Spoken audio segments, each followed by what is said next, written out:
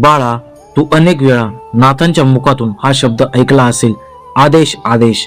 पण कधी शांतपणे स्वतःला विचारलेस का, हा आदेश नेमका काय आहे?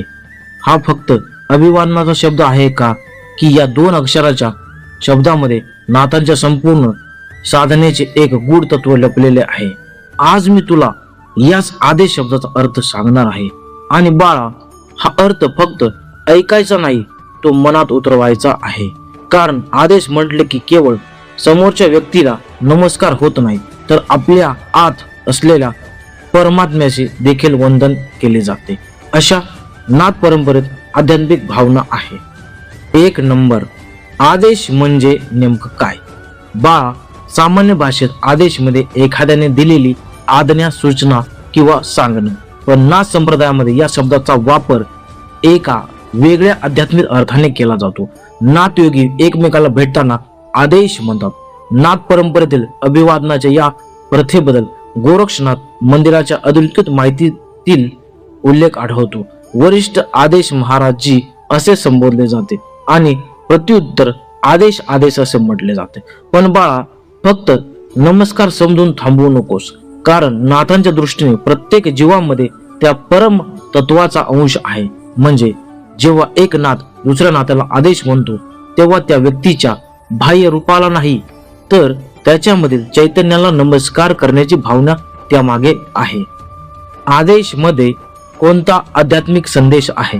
नाथ परंपरेमध्ये आदेश या शब्दाची एक प्रसिद्ध तात्विक व्याख्या केली जाते. आ म्हणजे आत्मत्व, द म्हणजे देव किंवा परमात्मा, आणि श म्हणजे शरीरातील जीवतत्व. अर्थात जीवात्मा, परमात्मा आणि आत्मतत्व यांच्यातील मूलभूत एकात्म्याची जाणीव.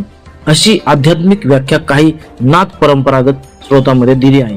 याचा साधा अर्थ आहे तर तू परमात्मा यांच्यातील अंतर बाहेर शोधू नकोस, तर त्या परमतत्वाचा शोध स्वतःमध्येच घे, हा संदेश आहे. म्हणूनच आदेश हा केवळ उच्चार नाही, तो स्मरण आहे, तो जाणीव आहे, तो गुरुच्या मार्गाची आठवण आहे. 3 नंबर, मग लोक नमस्कार ऐवजी आदेश का म्हणतात? बाळा, प्रश्न खूप सुंदर आहे, कारण नाथ संप्रदायामध्ये गुरुला अत्यंत महत्वाचे स्थान आहे.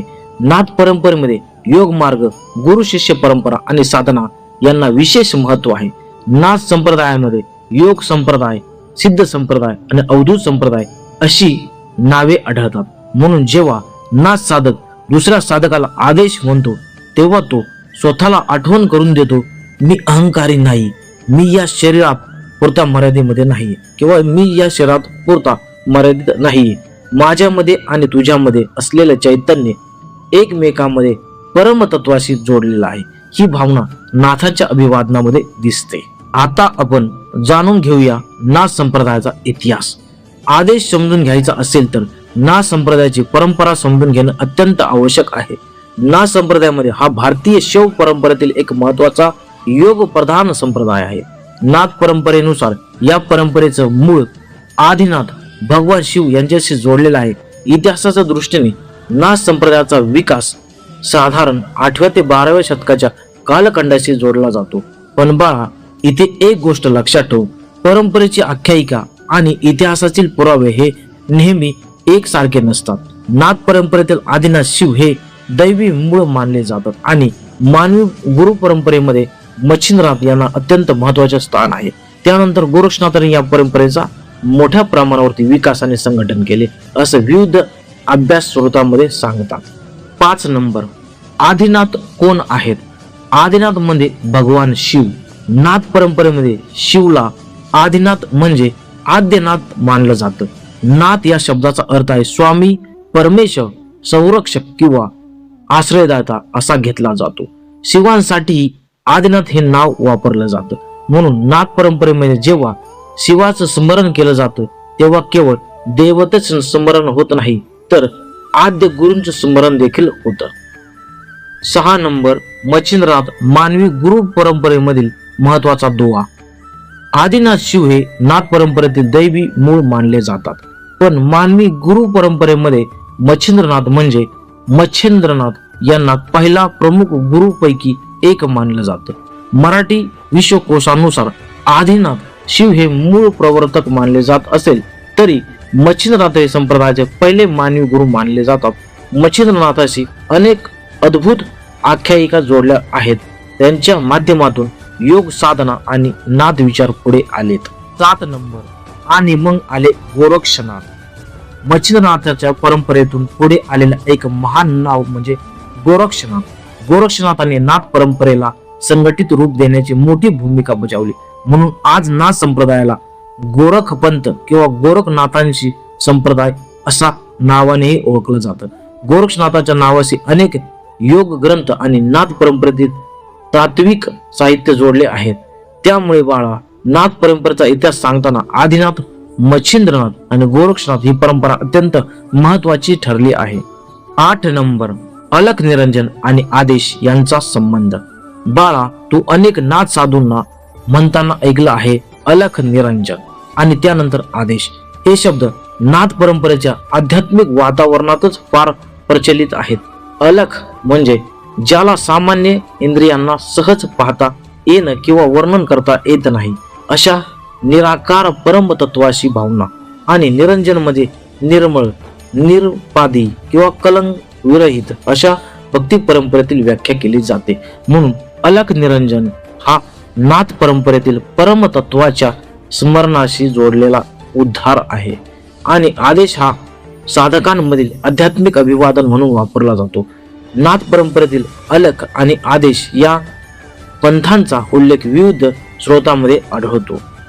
9 नंबर आदेश म्हणजे कोणाला आज्ञा देणं नाही, ही गोष्ट विशेष लक्षात ठेवा। जेव्हा नाथ म्हणतो आदेश, तेव्हा त्यांचा अर्थ असा नाही की मी तुला आदेश देत आहे। नाही बाळा, इथे आदेश हा आध्यात्मिक अभिवादनाचा शब्द आहे। तो अहंकार कमी करण्याची आठवण करून देतो, कारण साधनेमध्ये सर्वात मोठा अडथळा कोणता असेल तर तो आहे अहंकार। मी मोठा, माझं ज्ञान मोठं, मीच श्रेष्ठ या भावनातून साधना दूर जाते। म्हणून नाथ परंपरा तुला सांगते, स्वतःला मोठं समजू नकोस, गुरुच्या चरणाशी जोडलेला राहा, आतल्या चैतन्याचा शोध घे। आणि म्हणून आदेश। 10 नंबर आदेश बोलताना मनात काय ठेवायचं। बाळा, आजपासून तू आदेश म्हणशील तेव्हा फक्त शब्द उच्चारू नकोस, मनात 3 गोष्टी ठेव। पहिली, अहंकार सोड। दुसरी, गुरुचं स्मरण कर। आणि तिसरे, प्रत्येक जीवामध्ये परम तत्व पाहण्याचा प्रयत्न कर। मग तुझं आदेश वेगळं होईल। फक्त ओठावरती शब्द राहणार नाहीत, ते मनात भाव बनवेल।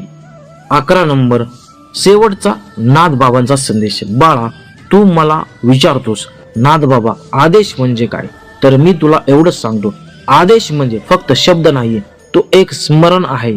तुझ्या आत परम तत्व आहे याचे स्मरण। तू अहंकारापेक्षा मोठ्या शक्तीशी जोडलेला आहे याचं स्मरण, गुरुच्या मार्गावरती चालण्याचं स्मरण, आणि प्रत्येक जीवावरती आदरणाने पाहण्याचं स्मरण। म्हणून पुढच्या वेळी जेव्हा तुझ्या कानावरती आदेश हा शब्द पडेल तेव्हा थांब, क्षणभर डोळे मिट आणि स्वतःला विचार, माझ्या आतला अहंकार कमी झाला आहे का, माझ्या मनातलं गुरुचं स्मरण आहे का, की मी प्रत्येक जीवामध्ये त्या परम तत्वाला पाहतो आहे का। जर या 3 प्रश्नाचं उत्तर तुझ्या मनात हो असेल किंवा हो असं देत असेल तर समजून जा बाळा, तू फक्त आदेश ऐकायला नाहीस, तू आदेशाचा अर्थ समजून घ्यायला सुरुवात केली आहेस। आदिनाथ शिवांना वंदन, मच्छिंद्रनाथांना वंदन, गुरु गोरक्षनाथाला वंदन आणि सर्व नाथ सिद्धांना कोटी कोटी प्रणाम। अलख निरंजन आदेश।